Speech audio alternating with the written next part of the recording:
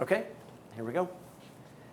Well, welcome into Nittany Game Week bonus time. Bonus material as we answer some fan questions. Todd Sadowski, Jay Paterno, Tom Bradley. We really have a lot of fun with these. And I think looking at these particular ones, guys, we're really going to enjoy some of the deep dive research that Jay's done, Tom. For Yes. So our first question comes from Doug via email. He said, earlier this year we played at Auburn. Coach Franklin indicated that he did not want more non-conference games like this in the future. Does this hurt us? I think strength of schedule you saw with Tennessee staying at 5 and those things. I think you're going to want some of those non-conference games to help you when it comes to playoff discussion. You're absolutely going to have that, or somebody that has a name Right. on your schedule. Well, it's interesting because when he was asked about it, he said all the data shows get through your conference, get through that type of stuff. But that data and that information was pre-playoff expansion to 12 teams. So I think from a fan base standpoint, you're looking at it and you're saying, why not schedule a really good non-conference game, not only for strength of schedule, but for the fan base? Because I can tell you that Auburn trip, people looked at that trip for years and years and years ahead of time, that home and home. Yeah. It felt like a bowl trip. I mean, the fans loved it. They really enjoyed it. So we'll see. Moving forward, their philosophy scheduling-wise. And I think if you're 9-3 with a tough non-conference schedule, you're at the 11 or 12 spot. There's going to be tiebreakers. Up to a 9.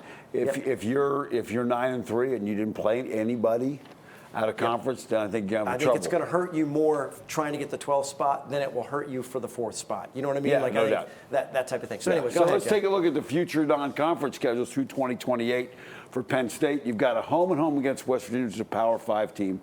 No Power 5 non-conference, none in 2026. Syracuse and then Temple's your home and home there. And then you got Syracuse in 2028. So there's 4 Power 5 non-conference games in that stretch of 6 years and 3 FCS games. Let's take a look at some other people we talk about. Alabama. Okay, we want to get to that level. If you want to get to that level, you've got Texas at Wisconsin, then you got at Florida State, Wisconsin, at West Virginia, Florida State, West Virginia, at Ohio State, and then Oklahoma State. So in that stretch, in addition to the SEC schedule. Yeah, in addition to the SEC. Wait, I got a question. Who's scheduled for West Virginia? No question. But when you Mountaineers are out there. But when you look beyond there, which isn't on the graphic, in 2029 they're at Notre Dame, Oklahoma State. 2030 they're at Georgia Tech, Notre Dame, and then Georgia Tech again in 2031. So they're taking on a lot of Power 5 teams in that stretch. Let's take a look at another team, Georgia, another SEC team, again, an elite team that's really up there right now.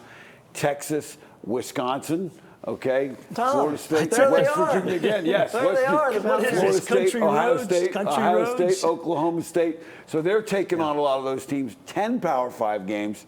And then you got FCS game. And the other thing is, with Georgia, you have Georgia Tech every year on here, which we don't have on the thing. So you're really looking at 18 power games. You mentioned them a couple times. Yeah. It's the same conference. Yeah, Big and 10. Georgia, when you look beyond 2028, they also have added Texas. In 2029, they're going to play Texas at Clemson at Georgia Tech in the same year. They're going to play Clemson, Ohio State, and Georgia Tech the next year. So they're taking on a very aggressive scheduling. And you mentioned Ohio State. We'll get to them next. Let's see what they're doing. The Buckeyes are doing. Not as many per year, but at Notre Dame, at Washington, Texas, Washington, at Texas, Alabama, at Alabama. I think it's going to be interesting, though, because I think by the time you get to this time, something's going to happen in the NCAA. There might be some sort of national scheduler. I don't know. We'll see. Could very well be. Because there's so many rapid changes that are out there. That is one of them that has been mentioned by some people that are prominent in the game. They would like to see some sort of national scheduler so you can avoid situations like Michigan, who have scheduled no one this year and next year. How do you rank them at this point? Are they 2? Are they 3? Well, they've played nobody but in their conference. And they can't help it if they're not playing ranked teams in their conference, if the rest of the conference isn't doing well. As you mentioned, Michigan, that's our last team. Aha. Okay. No Power 5 next year, but they go to Texas, go to Oklahoma and Texas at home, and then they go to Washington.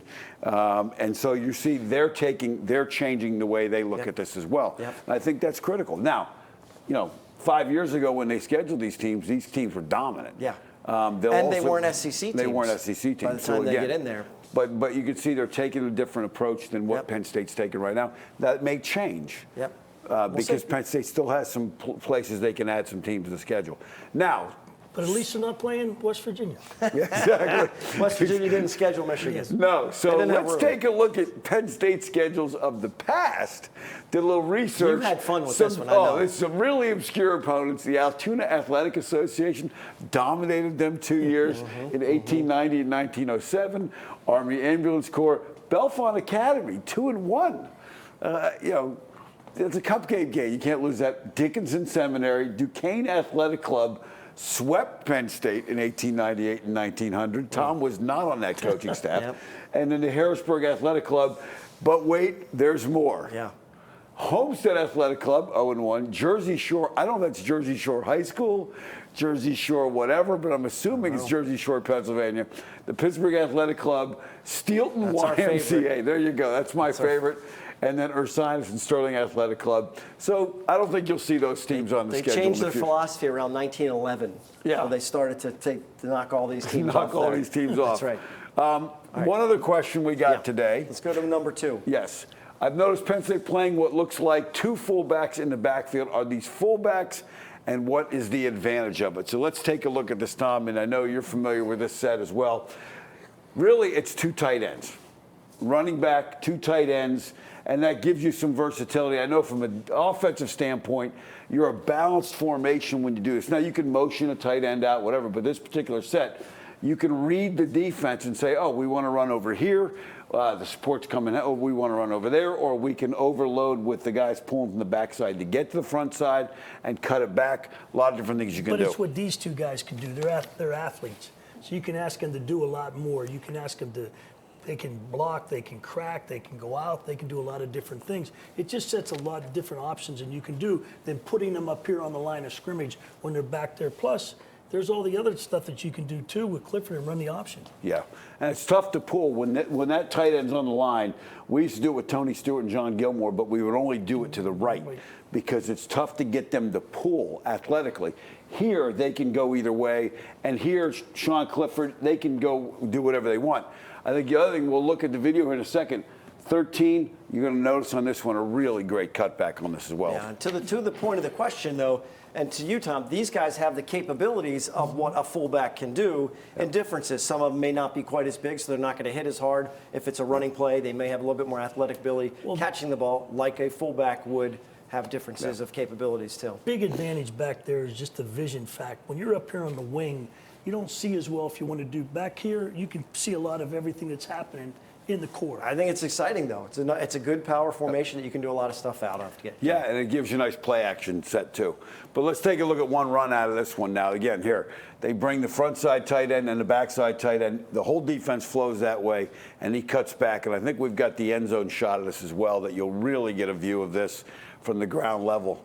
Or maybe we don't have the end zone shut off. It gives the defense a lot to think about, Tom, as you're looking at it. Yeah, it's a lot tougher when they're lined up in that position, the things that they can do, because those guys are half tight ends, really half fullbacks. They're, they do a lot of different movements back there that can create a lot of problems for you with your defense, especially where you want your eyes on those guys and how you want to read them. Yeah, so keep watching as the season goes and see how this develops into more and more It's stuff. a good question, and the terminology. Never heard fullbacks even mentioned or anything that looked like fullbacks under center. You see them go under center more. Yep.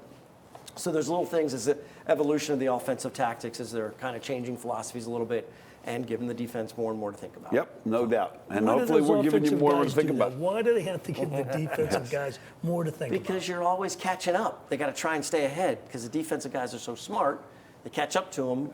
And you can't keep it's like ahead of what- telemarketers. They're Yes. always trying to stay ahead of you, Tom. And as you see from our fans, you can't stay ahead of them because they caught it and asked about it. They're on it. Good questions we're getting. So we're having some fun answering those questions. That's our bonus material for this week. For Nittany Game Week, make sure you go to nittanygameweek.com, submit your questions, and just hang out there for a little while and see what we're up to. Thanks a lot for watching.